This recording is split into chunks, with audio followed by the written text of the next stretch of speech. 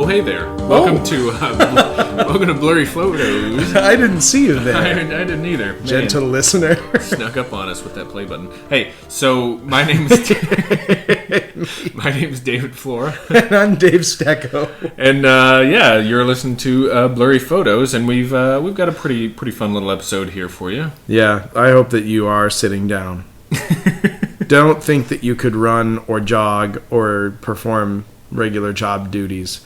You get a good job, though, if you're listening to this while you're doing it. That's pretty sweet. Yeah, that is pretty sweet. But you're going to lose it if you try to do your job and listen to what we've got for you today. But try anyway, because stuff like that's fun. So, what's been going on this week, Stecco? Well, I mean, trying to sleep, because the terror that lives deep within me from all the scary stories. Right. That's been difficult, but I managed to overcome it with liquor. Did you?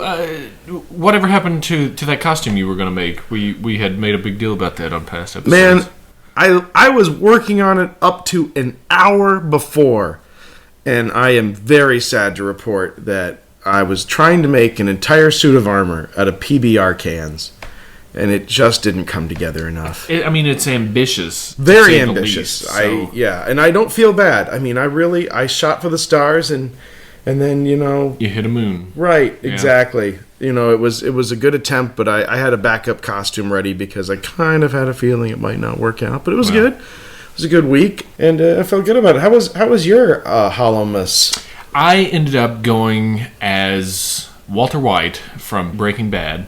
Which was phenomenal, by the way. Yeah, you saw that. And my girlfriend went as Jesse Pinkman. We were outfitted exclusively from my closet. She just put on my heavy winter jacket and jeans and a t-shirt, and she was set. Yeah, that was amazing. And then I just I put on some slacks and a button up and got some real pervy glasses from my glasses collection. I dug them out, and you have a glasses collection. I sure do. That's awesome. Yeah, I got to see that costume, and I was really impressed by it. That was an awesome costume. I'll post them on the website. Absolutely. Other important news this week. Big fun news. It is always a good day when there's a new Bigfoot sighting. Ooh. And this one comes from us from the normally sedate and buttoned-down lands of Utah. There is a video that I'm sure you can find with minimal effort on the internets of a couple who was out hiking, and they could see something moving through the trees. They took a great video of it. Mm-hmm. It's very unclear what it is. It's a big, a dark mass, basically. Yeah, which they thought to be a bear, so they were just being very quiet and watching it until it stands up and looks at them. And there's a brief... and things that I love about this video, I consider it to be completely legit, because they just said, run, run, run, and then boom. And it's all Blair Witch video from there. As soon as it stood up and turned towards them, they took off. Yeah. And all you see is feet and blurry leaves. Yeah, absolutely, which is what people do. I respect that. Personally, I'm going to go with bear on this one. Sure. I think it's a bear. There's a cool moment where there's arms that are visible. Yeah. But bears stand up sometimes, especially if they're trying to see what's those two whispering things over there. Yeah. No, I'm inclined to agree. Although I don't know, how much this area of Provo is bear country. But I'll tell you what, man, bears are crazy. My home in Colorado Springs that I grew up at, we still get bears. Really? I mean, and not even rarely. No rare bears. You get a bear maybe 2-3 nights a week.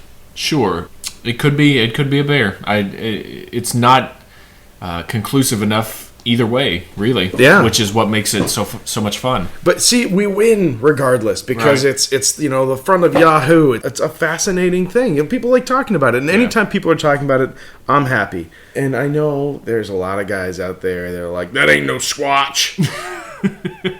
Those guys need to shut up. That could be Squatch. Yeah, the fact of the matter is, if you weren't one of the two guys there, even the two guys that were there don't know what it is. Right. And they're the closest ones that would know what it was. But one of my favorite things about the unexplained, and when people run across the unexplained, is that it's the unexplained. It's got that name for a reason. Yeah, I mean, it is genuinely mysterious, and they were there and they're not sure what happened. That's awesome. Yeah. Well, let's have some more vagueness in our lives that we're so confident and sure in. So, in the interest of keeping the vagueness in your life, of raising your blood level of insecurity or unsurety, no. Unsurety. Oh, well, insecurity makes it sound like we're like, you probably don't look as good as you think you do. That's right. You should break all the mirrors in your house. You try that. And then throw the shards in a flowing stream at midnight. Exactly. After 7 hours. I went a few months ago to beautiful New York City, which is not had a good week. Oh, yeah. And so I hope the best for everyone that was out there. Our thoughts to everybody on the seacoast there. It's not something you want to go through around a nice Halloween. Absolutely not. What a nightmare for those people. But it seems like they've already started rebuilding. They've gotten the power back. Mm-hmm. Absolutely. Those things are getting taken care of. So I hope the best for those people. I was there in better times, a simpler time. This next week, I'm going on a trip myself, and our next episode will revolve around that idea, which I'm not going to tell you, listeners, because I want it to be fun little secrets. It's going to be great. I might drop a hint towards the end of the show, but we'll leave that for then. But speaking of that, we're going to fashion today's episode all around your trip to the Eastern Seaboard there. Absolutely. Like I said, there are so many great things in New York City to investigate, and I was too busy drinking to do that. However, a classic American, homegrown, corn-fed, presumably. Lobster-fed. Lobster-fed, American cryptid, the Jersey Devil. Jersey Devil. Oh, man. Yeah. We are gonna bring you some good rich old facts and hearsay about this creature. Absolutely. You know what? I understand, David, that your dedication to the science of this is important, but man, I'm just here for the hearsay. I just want rampant speculation. That's fine with me, because a lot of times, and you'll hear this today rather. That's all we have to go on. Yeah, rampant speculation. Why don't you kick it off for us? Tell us what the old Jersey Devil is. Jersey Devil has been something that has been around for over 100 years. Under the barest of circumstances. Yeah, 200 maybe. 200. Yeah. It started out being called the Leeds Devil. And why is that? It was the legend has it that there's a woman named Mother Leeds who had 12 kids. This was in 1735. Yes, and she was considered to be a witch.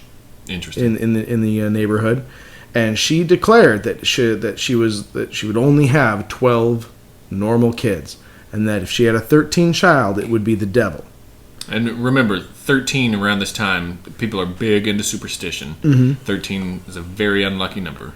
Yeah. And this 13 kid would apparently be the devil, and there's, well, we'll get into this a little bit later, but there's some hearsay that the father itself was the devil. Right. But anyway, continue. I would also like to point out that once you get into the double digits in kids, they're all the devil. It's true. It's true. Sometimes you don't even need that. So she had a kid, and it was horribly malformed, and it was, you hear conflicting accounts. By some accounts it grew very quickly, and it took off into the countryside, whereupon it would terrify people, but not in the most direct manner. It's not as cryptids go. Even Teddy Roosevelt swore a Bigfoot tried to kill him once. Yeah. This guy, he seems more interested in just spooking people and being staying out of sight. Yeah, right. Yeah, he seems to want no part of anyone. Like most of the information you get is of I heard. It's a brief. People see it so briefly. Yeah. Its speed is one of its main attributes. It's something people often remark upon. Yeah. So this Jersey Devil, this cryptid, it's said to live in the Pine Barrens of southern New Jersey. Yep. There's a ton of different descriptions that people have of it because of there's been so many sightings, and everything is unconfirmed. Nobody has any real proof or evidence. So you're going to get this hodgepodge of, what this thing is going to look like. But the classic interpretation or view of the of most what it popular looks like version is that it's a creature that has a dog head, but a horse's face. It's got horns. It's got bat-like wings on it. Small arms with hands that have claws on them. It's got a forked devil tail and cloven hooves. So it's a real hodgepodge of all kinds of stuff. And the thing's supposed to stand. Well, those reports conflict as well because right. Some say it's about 7 feet tall. Others say it could be anywhere from 3 to 5 feet tall. And again, because people see it so very briefly, this is not something that unlike we get things like the Mothman where it seeks some sort of not conflict but some exchange or Sure. another. This wants nothing to do with anyone. Right. Instantly flees. And it's interesting, the history of the area, the Pine Barrens area of New Jersey, there is some precedent that maybe the Mother Leeds version of the story notwithstanding, there could be a cryptid that has always inhabited that area. Yeah. The local Native American tribe, I think that was the Lenape? Yeah. The Lenni Lenape tribe. The name that they had for the Pine Barrens region actually translates to the place of the dragon. Yeah. Weird, right? Which is pretty interesting, and even the early Norse, the Norse explorers, the Swedish explorers, also called it Drake Kill, which means a dragon water, dragon river. Yeah, real interesting stuff. I think it's real. The most interesting thing is that both the Swedes and the Native Americans refer to a dragon being there, some type of dragon thing, and then we get something later that is described having bat-like wings and a forked tail, things like that. The rest of the stuff isn't really dragon-like, maybe horns, but you don't usually hear your dragons having horse faces or cloven hooves. But like that. And it's something that didn't actually occur to me until just while you were reading the description of this, of the popular the phenotype for it. While we read this, we have pictures and we've seen these things that almost kind of cloud our minds. Like we have this, oh well, that was the picture of it. Now you describe it, but right. Just listening to you describe it, it sounds a lot more like the body type of, say, a raptor, like a Jurassic Park style, large dog, elongated head, very small forearms. Yeah. Long legs, long tail, I think, which I didn't mention, but yeah, these, obviously people see it briefly, but just an auditory description kind of fits in that area, and that would certainly be considered a dragon by. That's true. That is true. And we already have our friend Nessie over in Loch Ness, who's supposed to be a plesiosaur that's still alive today, which they haven't proved or disproved. Right. So who's to say it? We don't have raptors in the Pine Barrens running around. Yeah. The Pine Barrens is a huge place. Right. It's actually just an immense amount of forest in southern New Jersey, which a lot of people don't know about because you think of Jersey, you kind of think of the armpit of New York or something to where it's real grimy and urban. But New Jersey is actually a really beautiful place. Yeah. It is actually called the Garden State. It's called the Garden State, which everyone willfully ignores. But yeah, the Pine Barrens apparently a nice place to go camping, and to my knowledge, a lot of it is unexplored still. There's a lot of places that people just haven't been to in there just because it's so immense. Look it up for yourselves and see some pictures of it. It's a pretty looking place. But back to some of the legends. There are almost as many legends as there are descriptions of the devil itself, and a lot of them, like you said, the Mother Leeds story is the most widely accepted of them. Even that story has multiple tellings of it, because I heard a couple that one of which she wasn't a witch. She just was so I guess angry that she was going to have another kid. God dang it! She actually said the devil can take it, And then that's when that's when it happened. Yes. Oh my! Don't mind if I do. A poof fire. That was just the town preacher. That wasn't the. How great would it be if you could summon the devil like that? And then the night that she gave birth, it was a stormy night, and all this nice like ghost story type setting and stuff. And then the child was born normal, and then quickly just changed form. It morphed into this horribly disfigured either humanoid or this creature that we described.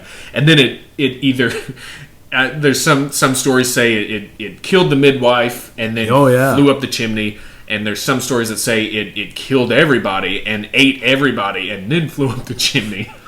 It's just it sounds like a story you tell your kids so they don't go wandering off in the woods. You know? The chimney seems unnecessary.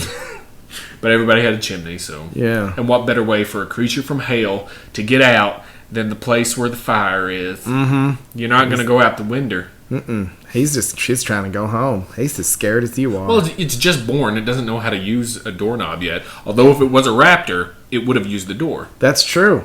So, man, there's clever girl stuff for it. Stuff again it. Clever girl. There's actually a pack of Jersey Devils. They go out hunting, and one of them just stares at you. Yeah, while the other two flank you. Yeah. Oh, absolutely. That's why you don't mess with the Jersey Devil. Now, people have messed with the Jersey Devil. The Journey's Devil. It's like, don't stop believing in this. I saw them in the Meadowlands. That was a kick-ass show. Oh, late at night when the wind howls, you can hear. Oh, stop. That's right. It's mournful cry. When the lights. Yeah. All right. Sorry. So what were you saying? People have messed with the Jersey Devil. People have had fairly confrontational interactions with it. As a matter of fact, there is a legend that Commodore Stephen Decatur saw this bad boy on the wing flying around and was like, "Hey, hand me that cannon." Nailed it.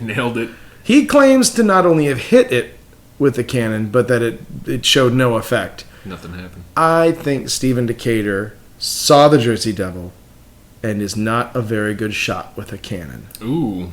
Yeah, I said it. You give him that much credit. See, I think he may have just been like a little unhappy about what was going on in the war, and was drinking what he found in Mother Leeds' medicine cabinet there. Oh, I see where you're going there. Now, the other part of the story that doesn't terribly add up is that it seemed that the Commodore was visiting the Hanover Mill Works to oversee the production of cannonballs. Sure. I mean, would they have a cannon there? They're just making cannonballs. Well, I mean, they may need to test it, yeah.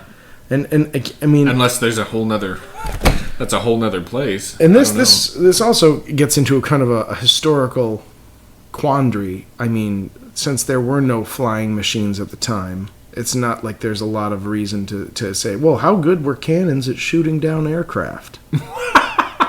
I imagine a cannon to be maybe the next worst thing to a super soaker for trying to shoot a flying creature.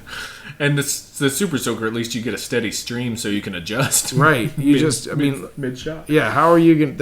I just think that the Commodore was like, no, I totally hit it, but it bounced off. we should go down and have more of Milord's ale. I'm a Commodore, damn it. I'm a Commodore. Give me that ale. Yeah. Yeah. Especially, it doesn't. Nothing says how close it was to him at the time, but I'm guessing if he sees it flying around, especially something that's between 3 and 7 feet tall or long, it's not a very big target to hit, especially when speed is supposed to be its ally. Right. Anyway, that's a pretty silly sighting, but one of the earliest. Yeah. Also of notable, we have a celebrity sighting. Oh yeah, yeah. Paris Hilton. Almost. The brother. This is a hell of a thing that I didn't actually even think about. Frank Stallone. Roger Clinton. No, the brother of Napoleon Bonaparte, Joseph Bonaparte, lived in Jersey. Oh, weird. Yeah, right? Now this was well after the Revolutionary times. This was around 1820. Yeah, I mean, but still, my brother was the emperor for like 20 minutes, guys. And married a woman named Josephine. Yeah. Weird. Anyway. They were into that in that family. He claims to have witnessed that he claims that he saw the Jersey Devil while he was hunting on his estate. So he had an estate in Jersey. I didn't even know that we were letting Bonapartes in. You see, this is why we need border reform. Just any family of the emperor can just fly in here, take over some Pine Barrens. Yeah, and see, maybe the Jersey Devil is protecting us. He's he's interesting. He's like our unofficial border patrol. He was the like first Department of Homeland Security. Yeah, he's like and he's getting shot at by his own people. It's like Sasquatch in the north, Jersey Devil has the eastern seaboard, Chupacabra's got they've got the southern border, and I don't know what's Carlos Mencia. Carlos Mencia. It's California now. So yeah, he says he saw it. I mean, there were this also gets into some interesting potential UFO crossover. Blamed for some some cattle mutilation. That's true. Apparently, one of the things about the old devil is that it was blamed for some livestock killings, and as the sightings persisted up into the 20th century, it was also blamed for some pet mutilations and some of the crappy stuff like that, killing animals and eating them or just leaving them for dead, which is too bad. Yeah, but at that time, I mean, like, I'm surprised people made note of it. My belief in history is just like, if you go back 100 years, it's just dead animals everywhere and people wearing pelts and children making shoes. They needed those animals to make all that stuff. Yeah, so that was what basically was worth stuff. So who's complaining? You're like, hey, I make half a shoe out of that. I'm not mad. I don't know. I'll tell you who's not complaining. Jimmy, the one-legged newsboy. I would make the world's worst time traveler. I mean, if I go anything like 100 years back in time, and I'm positive that we all have typhoid, and that every animal is there to be kicked or killed. Like I went to public school. I did too. Yeah, so history never came alive. We didn't have that back then. I didn't have television back then. Every time I think about going back in time, I just think of installing myself as like some omnipotent emperor and making everyone my slaves. Because you know what's going on. You know what? Barely. I couldn't even perform like a miracle. I wouldn't be able to like advance medical science. I mean, what? I bet you could. All you have to do is tell them to wash their hands.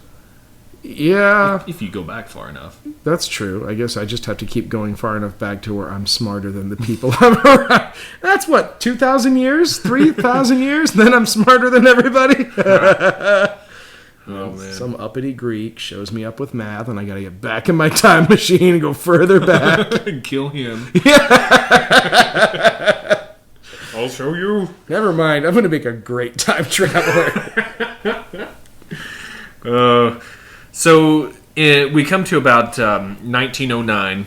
Big year for the devil. Big year for the guy. Mid-January, and all of a sudden we get hundreds of encounters of the Jersey Devil that people are claiming to see him and interact and run into and stuff. Enough so to where the fervor and the fear of this thing closes schools and some businesses because people didn't want their children going out and they didn't want to go to work.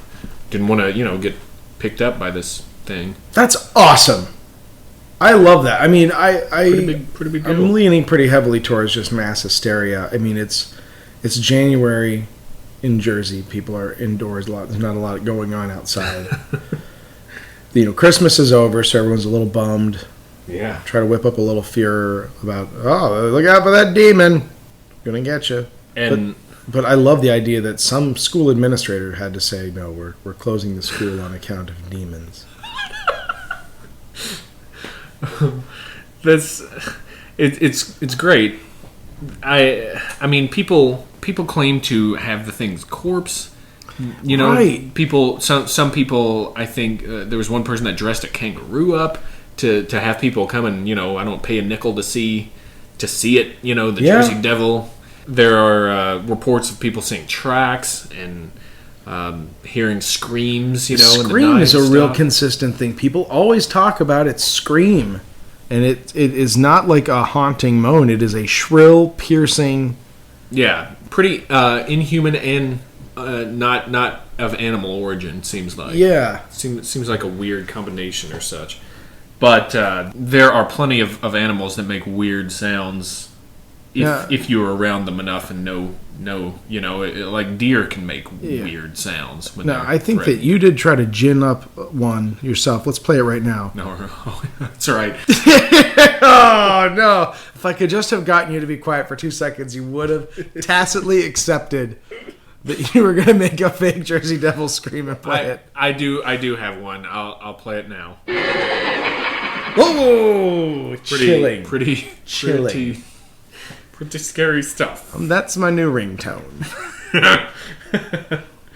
All that is like me and my dog. That's the best. I like that more. I like teamwork. So 1909 was the big year for it, and then the stories kind of died off a little bit, but each kind of decade from there on after had its share of sightings, kind of ebbed and flowed as it were. It does seem to go cyclically, and even that is incorporated into the legend of it. There was there an account of that a priest exorcised it for 100 years. Yeah, back a little bit after it started, after it was born. Basically, It was like 20, 50 some years after it was born. This priest exorcised it, and I guess only gave it the cheap version. Right, like I ran out of holy water right towards the end. We won't be around in 100 years. Let's let our children's children deal with it. Good enough.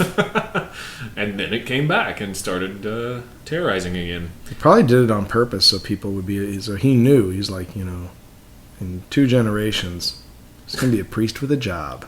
Yeah, so it's job security for the Catholics in the area. I mean, it's funny because the sightings by Bonaparte and Decatur and all those happen in betwixt the time that it was supposed to be exercised. Yeah. So that's a weird story to come out of nowhere. But it does seem like a lot of people are trying to cash in on this thing.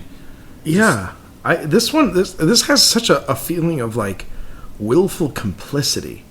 Like everyone really wants the devil to be around. Yeah, it's sort of a prideful thing now. I mean, people chose this as the name of their hockey team when the NHL, had a team in Jersey. People chose the name Devils for it.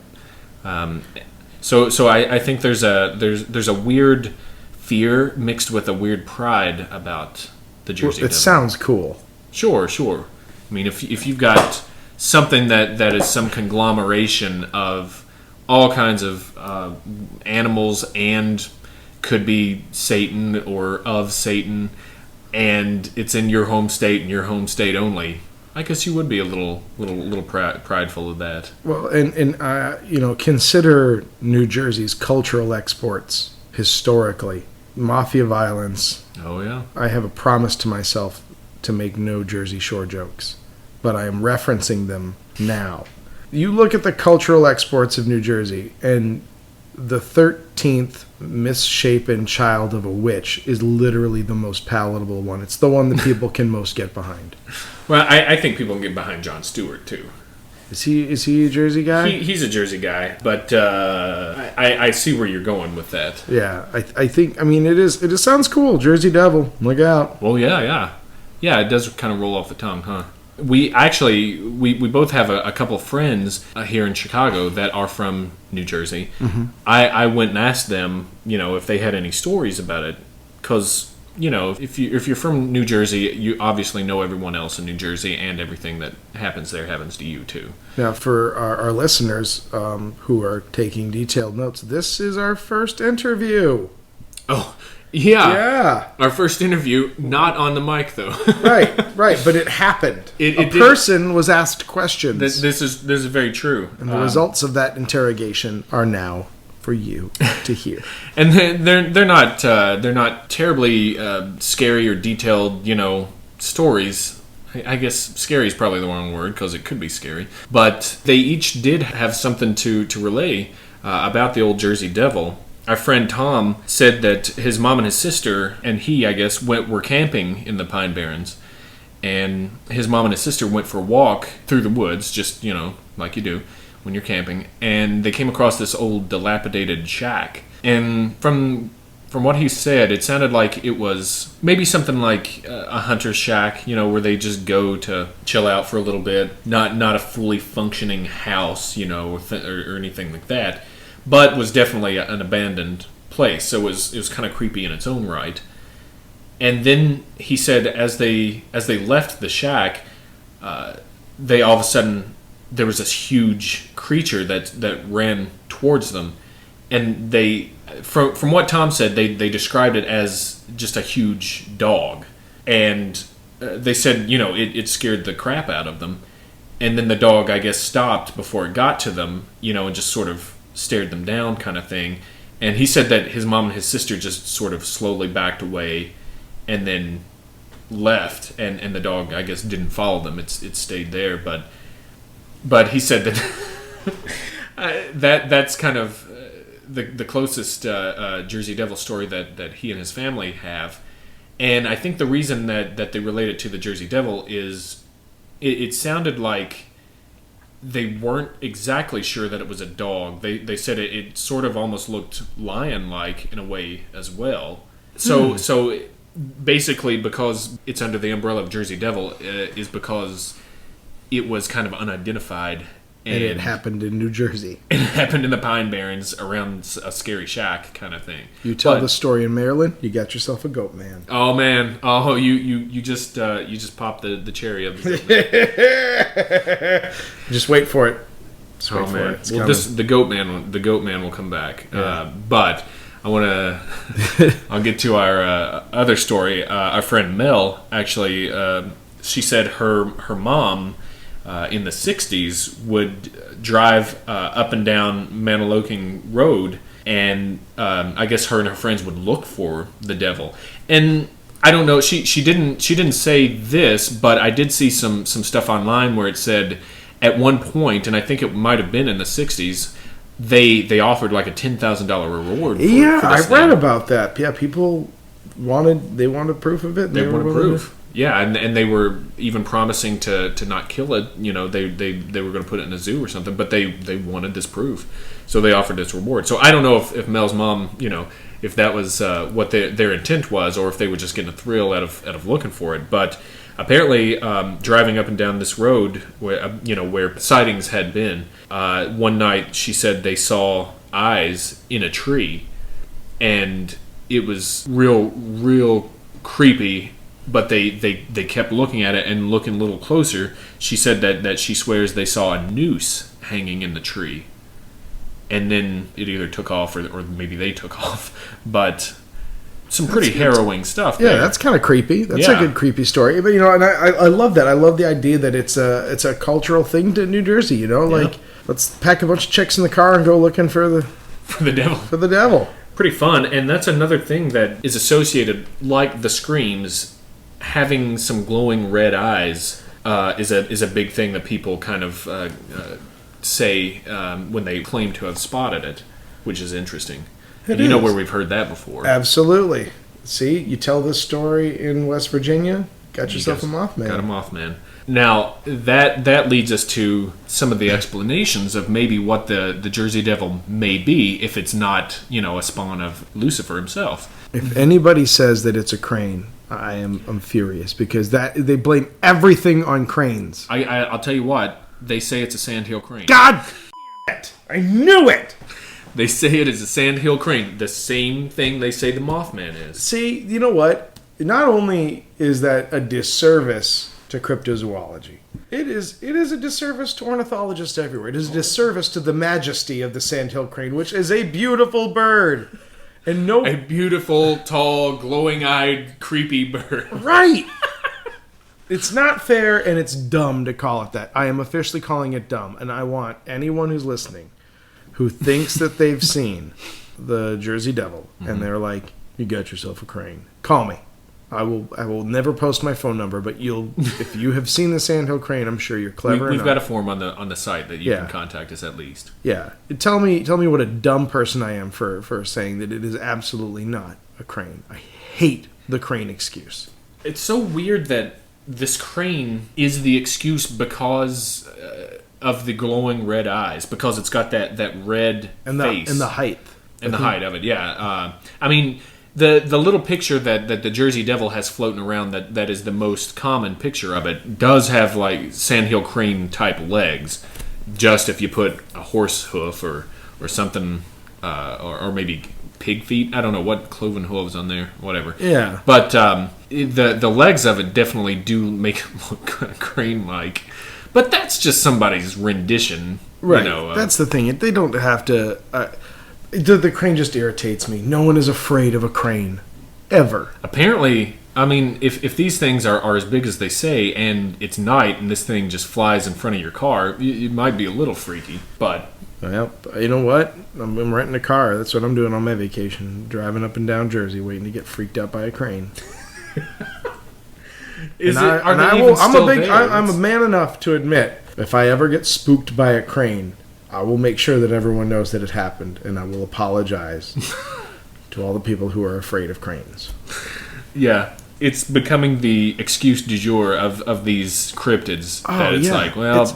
Can't explain it, so it's a sandhill crane. Right, swamp gas. Sandhill crane. Swamp gas. They're the same thing. Same thing. It's that red face that you see glowing. Yeah, it's sandhill crane.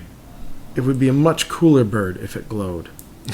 The chupacabra.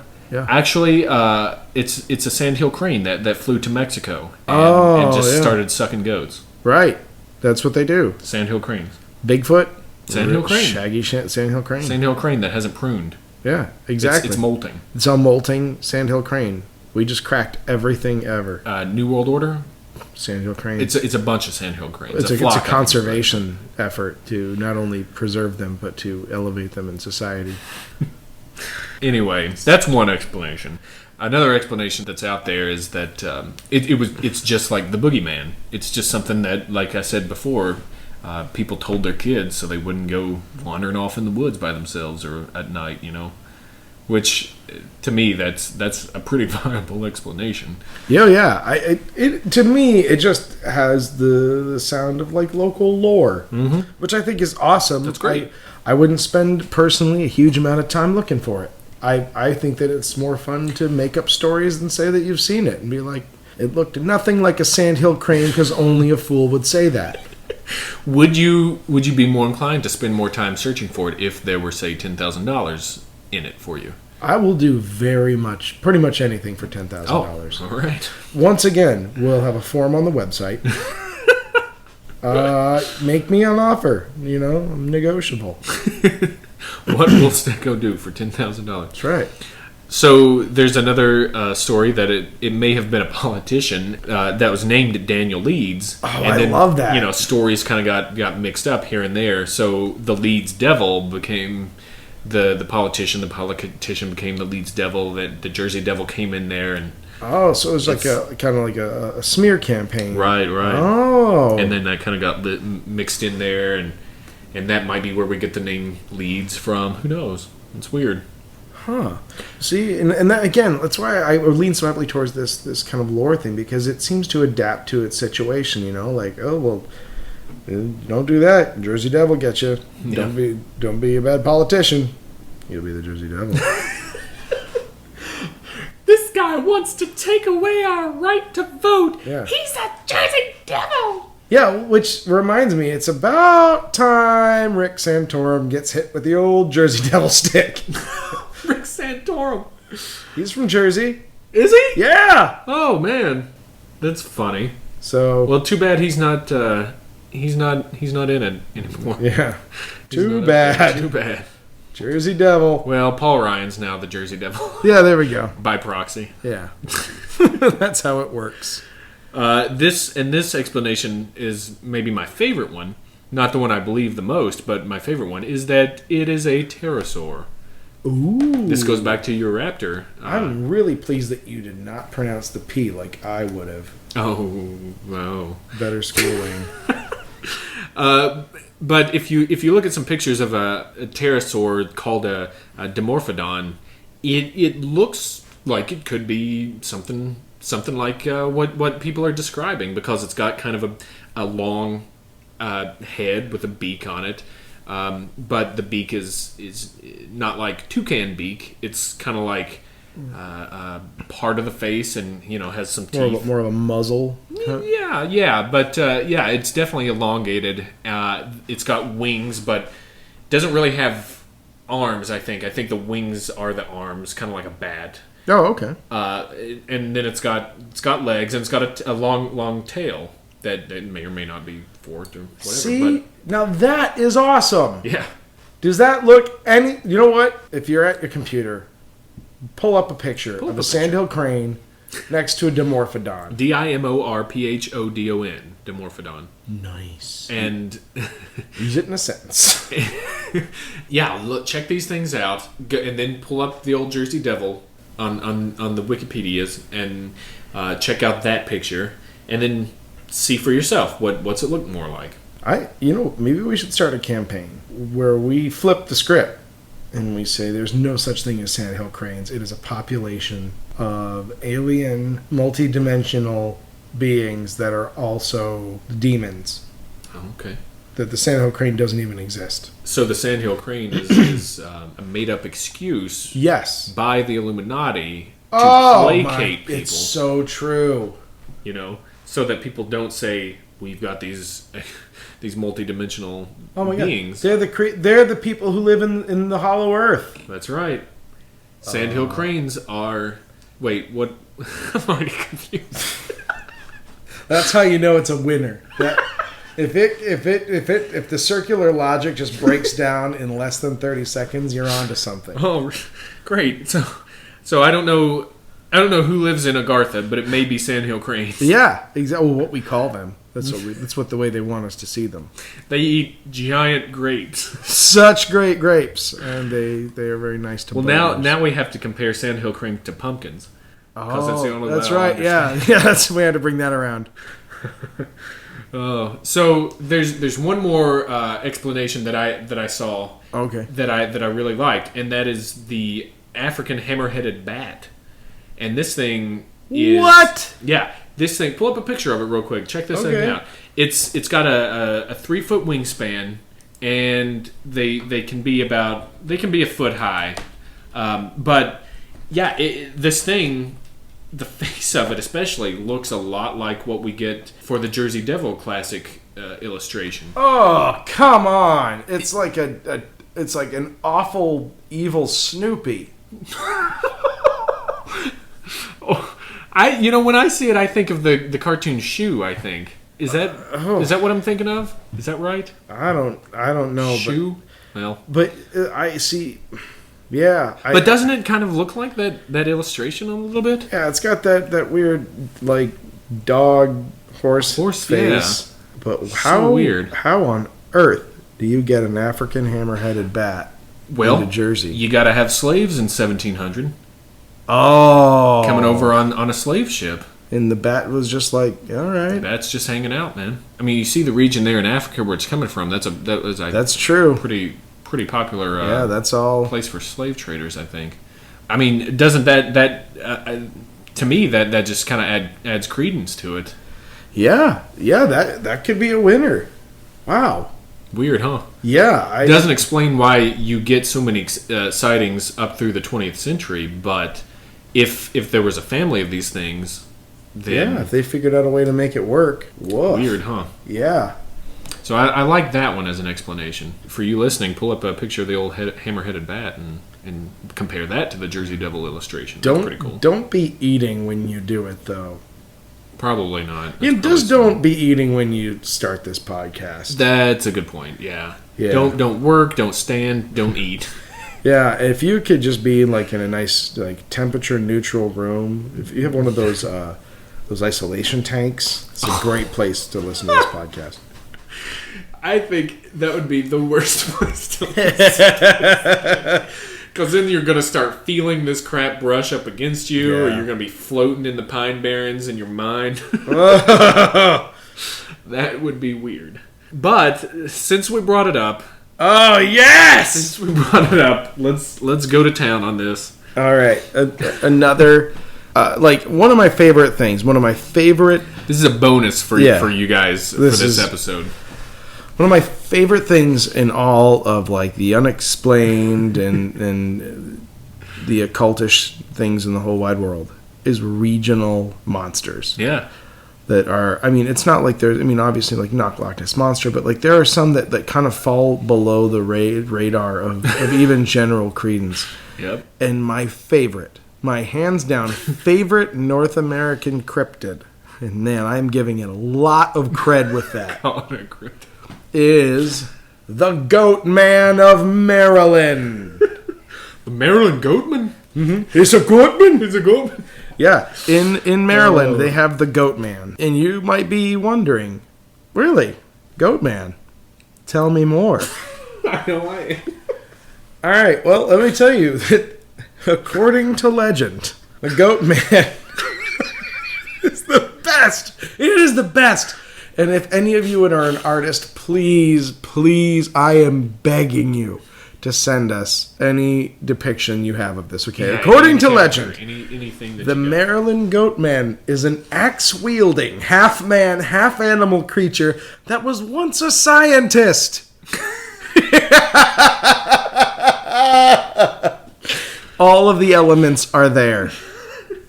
Oh, I mean, and you know what's better is that even the venerable Wikipedia says not only was he a scientist, but he actually worked specifically at the Beltsville Agricultural Research Center.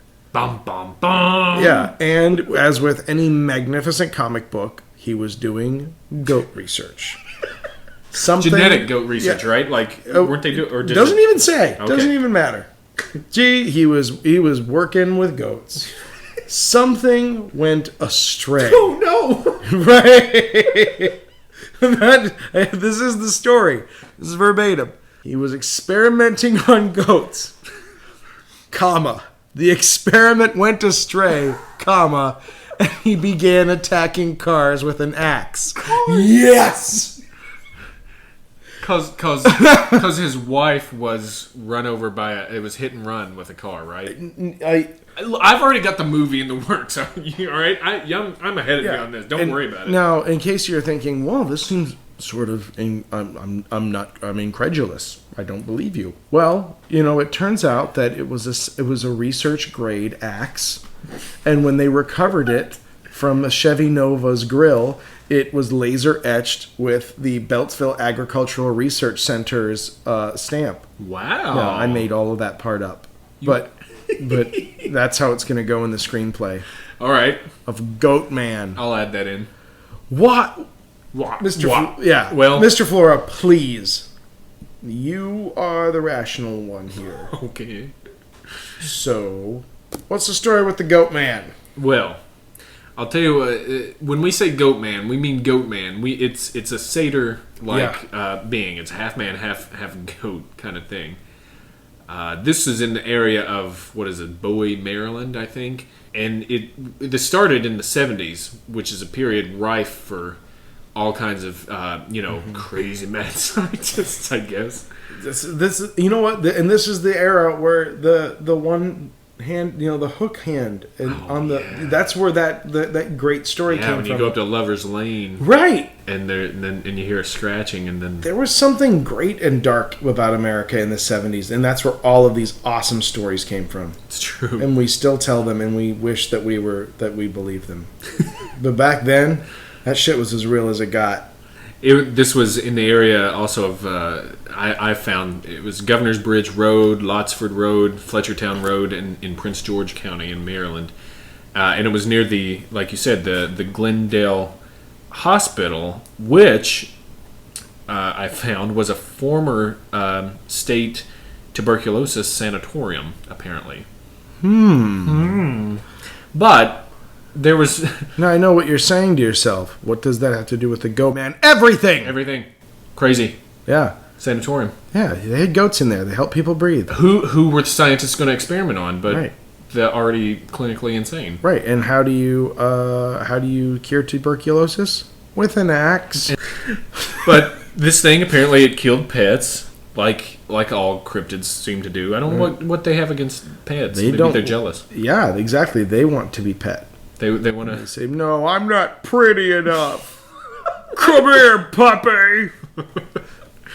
It apparently it attacked some humans in their cars. I mean, like that. now let's not jump to conclusions. Can we though? The historical accounts of these things make it quite clear that he was interested in attacking the cars. It was a mere accident that there were people in them. Yeah, and the other thing I found was that he was blamed for some breaking and entering cases. Oh yeah, little B&E on the side when Yeah. you're not terrifying people with your axe attack. Yeah, you were looking for them in their home when they were there. Oh my god. And apparently this kind of is on the tales of the old bunny man of Virginia. Have you heard of this? There's a bunny man in Virginia? Apparently, all I've got's a name. Maybe we can throw that out for a future episode. But Oh man. this and that and the bunny man are kind of on the same page. Again, was it genetic research that caused him? Was it Satan that caused him? Did he have an axe? Yes, we know that for a fact. Oh. But here's the other weird thing. He, associated with the old Maryland goatman, also high-pitched squeals and screams. They scream so much. Where did he get the axe? The bunny man has a lot more on it on Wikipedia than the goatman, doesn't it? Yeah, bunny. The That's bunny what's man. wrong with America. You come up with an awesome dude like the goat man, and you're like, he was a scientist or something. He hates cars. Moving on. But somebody was like, the bunnyman. Give me 10 years and I will tell you his tale. I hope you're wearing clean pants. Yes. Sit ye down comfortably, for this is a tale that will rend your soul. The bunnyman. He's got a bridge. The bunnyman has a bridge or a tunnel. Tunnels are scary things, Yeah, they are. especially in Virginia. I just... Well, we'll bring up the bunnyman Yeah. on some future thing because we haven't nearly done our due diligence on him. Yeah, we really got to get to the bottom of the bunnyman. But the Maryland Goatman is just a classic 70s horror movie waiting to be made. Maybe it has been made. Oh, yeah, dude. They make about, like, killer snowmen. Yeah. You know, like, so, yeah. If there isn't a goatman, then I think there's some movies on the Jersey Devil, not done very well, but there's some movies that reference the devil in them, the Jersey Devil, and There's a good X-Files episode. oh, that's right, it's one of the early ones, right? Yeah, they thought it was a feral people, which I am more inclined to believe that. Well, because the place is so big, there are people that are like you'd think of in the hills of Kentucky, where they're inbreeding because there's not very many people around there, or something like a Deliverance, where you get the hillbillies back in there and stuff. There are apparently people that exist in the Pine Barrens like that as well, which is really interesting. Wow, I like the sound of that. I just need to know more about the Goat Man. I tell you what I'm doing is IMDbing to see if there's a Goatman movie. That would teach us a lot. Well, I'll tell you what. There's a movie called The Goat Man, and let me read the synopsis. Okay. There is no synopsis. Shrouded in mystery. Apparently, it's just a short film. That doesn't even... Those don't even count. I don't even know why they have those at the Oscars. Best short film, where everyone goes, like they're somehow gonna see that. It'll never happen. I don't see a synopsis on here. Anyone who watches short films is someone that you're actually actively avoiding. You know that. Oh, wait a minute.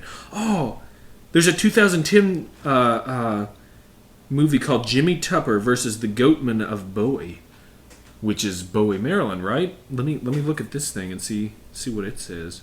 Be great if it were David Bowie. Oh God, Goatman versus David Bowie. Hello, Mr. Goatman. Yeah. David Bowie owns a Goatman, and that's why. It's about time I met you, Goatman. Forget about the baby. Here it is. Goatman's in Labyrinth, by the way. That's all the Bowie I've got. All right. Jimmy Tupper is a no one. He's nothing. He spends his days working at a Starbucks in suburban Maryland. That poor bastard. And spends his nights drinking and playing rock band. His friends see him as the resident stoner and waste of space. One night, they decide to pull a prank on poor Jimmy, and while he is passed out drunk, they leave him in the middle of the woods. The next day, Jimmy is nowhere to be found. When he finally emerges from the woods, he is beaten and bloodied and making outlandish claims. He claims to have seen a monster, the famed Goatman of Bowie. His friends believe this to be the drunken ramblings of an overexcited nitwit, but Jimmy knows better. He heads to the woods, determined to capture footage of the elusive creature. Was Jimmy only dreaming? Did he really see a monster? Only time and Jimmy's video camera will tell. Can I see that, please? Because I would like to read that also. Okay, I'm going to put a little spin on this. Jimmy Tupper is a no one. He's nothing. He spends his days working at a Starbucks in suburban Maryland and spends his nights drinking and playing rock band. His friends see him as a resident stoner and waste of space. Then one night, they decide to pull a prank on poor Jimmy. While he's passed out drunk, they leave him in the middle of the woods. The next day, Jimmy's nowhere to be found. When he finally emerges from the woods, he's beaten and bloodied. That's not fair, and he's making outlandish claims. He claims he has seen a monster, the famed Goatman of Bowie. His friends believe this to be the drunken ramblings of an excited nitwit. But Jimmy knows better. He heads to the woods to determine to capture footage of the elusive creature.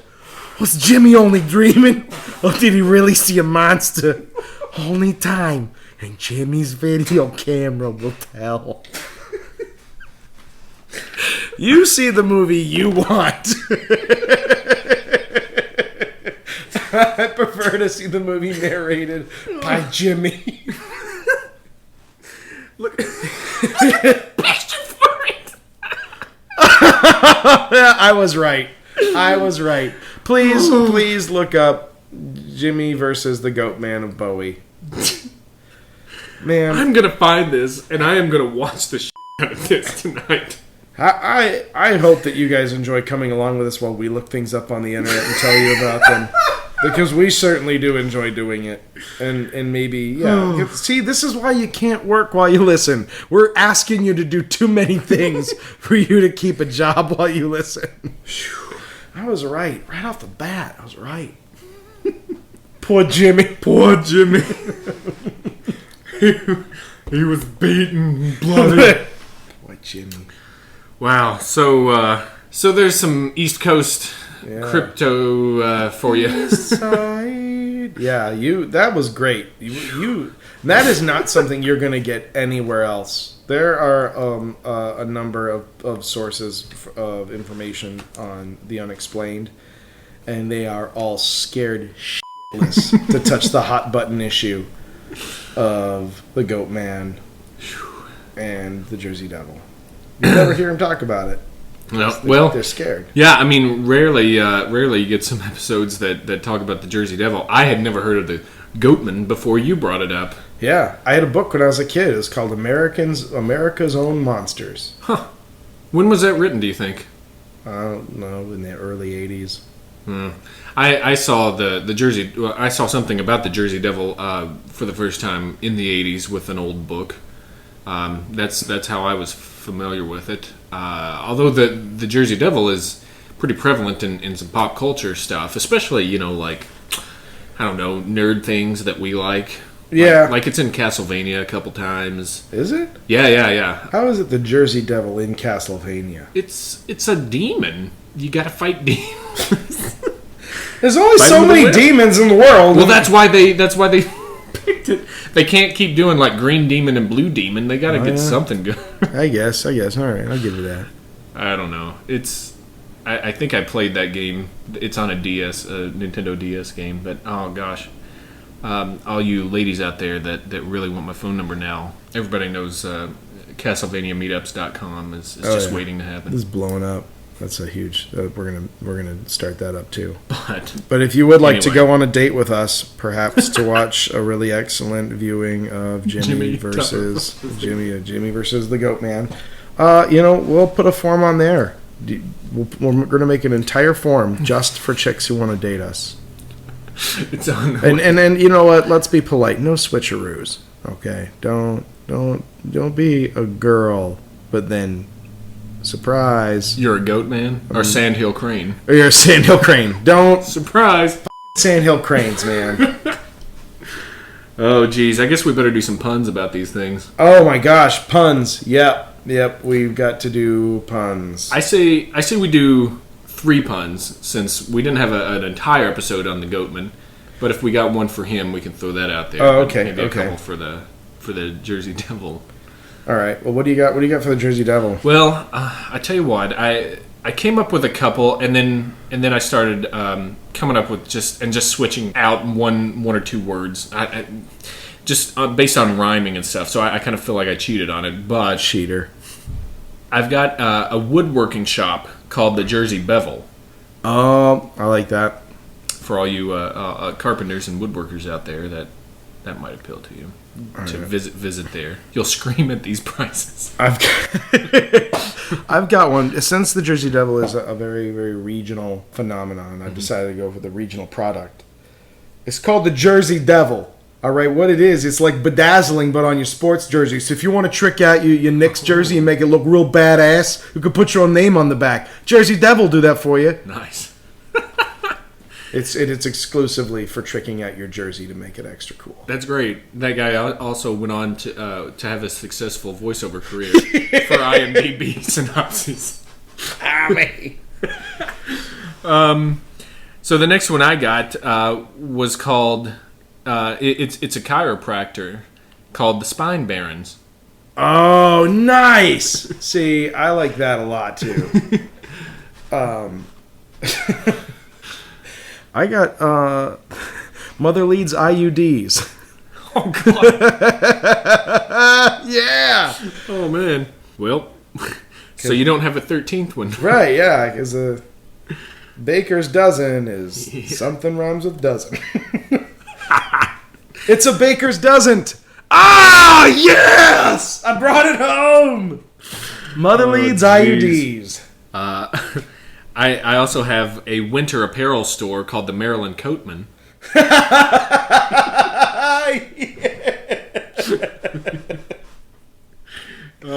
We're hacking our prices.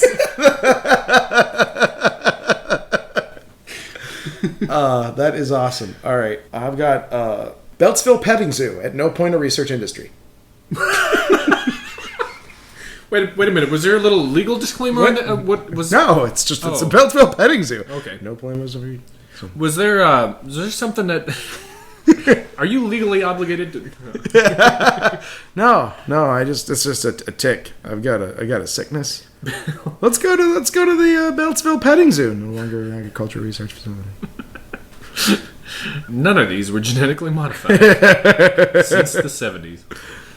You do have to ride bikes there. They don't have a parking lot. It's some green thing, but you're not allowed to drive there. Some green thing. No cars. Yeah. You want to keep your cars away as far as you can. There's hooligans. Well, that about does it for this episode. Some good crypto out there on this one. Yeah, that was awesome. I like it. So much delicious, rich speculation.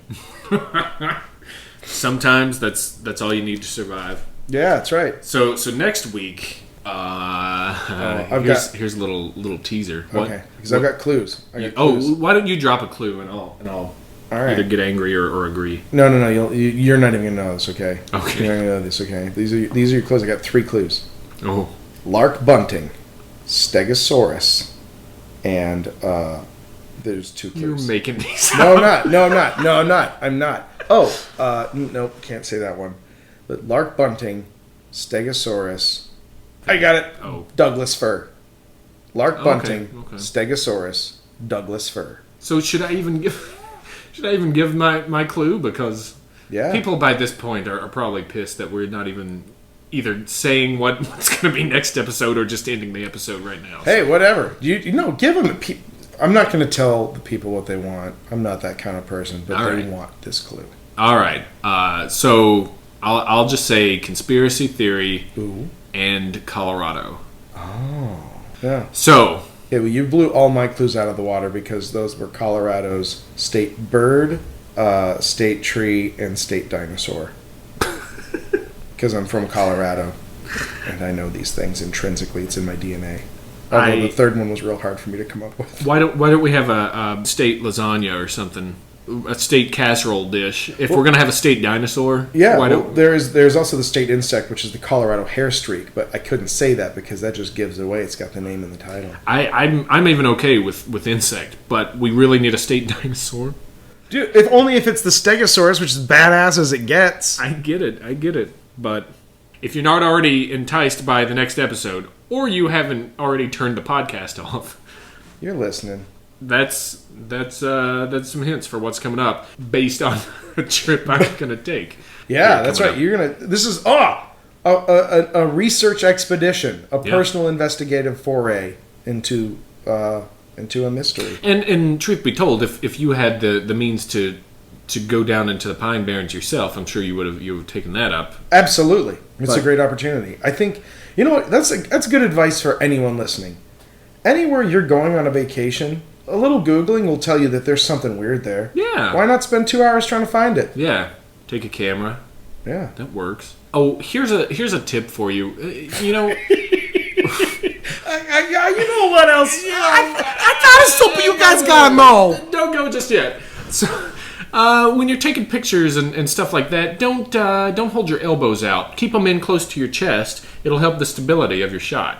Whoa. Yeah. Keep the thing framed, you know. Dangerously useful information. Right? I'm just tired of seeing shaky stuff. Yeah, I'm sick and tired of blurry photos. Great. Speaking of that, this has been Blurry Photos. I did it. I have been David Flora. And I shall continue to remain Dave Stecco. And we will talk at you next time. Yep. Bye.